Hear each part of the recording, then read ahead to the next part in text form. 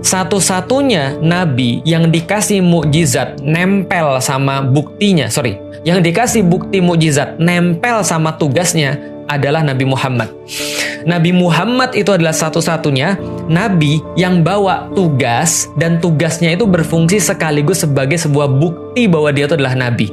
Maka serunya apa? Serunya adalah kalau nabi-nabi yang lain tugasnya datang, risalahnya datang, kitabnya datang, tapi mukjizatnya beda. Mukjizatnya ada pada nabinya sendiri. Maka ketika nabinya sudah nggak ada, maka tugasnya ini bisa diselewengkan sama orang. Tugasnya bisa ditulis tangan lagi sama orang lain, bisa disalahgunakan, bisa dimanipulasi, bisa diselewengkan, disimpangkan. Kenapa? Karena tugasnya beda dengan mukjizatnya. Ketika nabinya sudah nggak ada, mukjizatnya juga nggak ada. Ketika mukjizatnya nggak ada yang menjadi bukti lagi. Maka tulisannya bisa ditulis ulang, disimpangkan, tulisannya bisa diartikan secara yang lain, ditafsirkan dengan cara yang berbeda dan segala macam. Kenapa? Karena mukjizatnya sendiri sudah nggak ada lagi. Yang ada risalahnya, dan risalahnya nggak kejaga gitu loh maksudnya.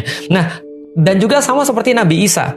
Nabi Isa bawa risalah dan bawa mukjizat. Ketika Nabi Isanya diangkat, nggak ada lagi yang bisa kemudian menjaga Injilnya. Maka Injilnya dengan mudah bisa diubah-ubah oleh orang yang lain.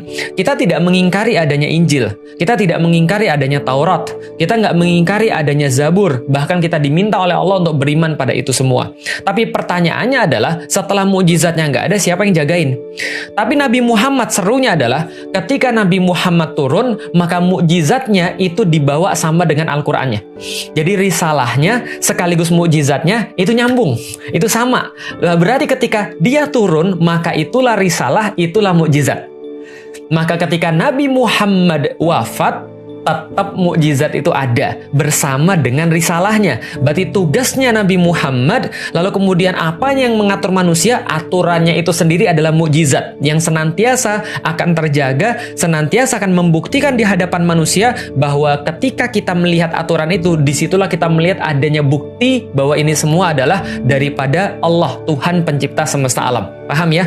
Makanya ketika Nabi Muhammad sudah wafat, Al-Qur'annya tetap dan nggak akan bisa berubah, dan nggak akan bisa kemudian untuk hilang, nggak akan bisa kemudian untuk diganti-ganti.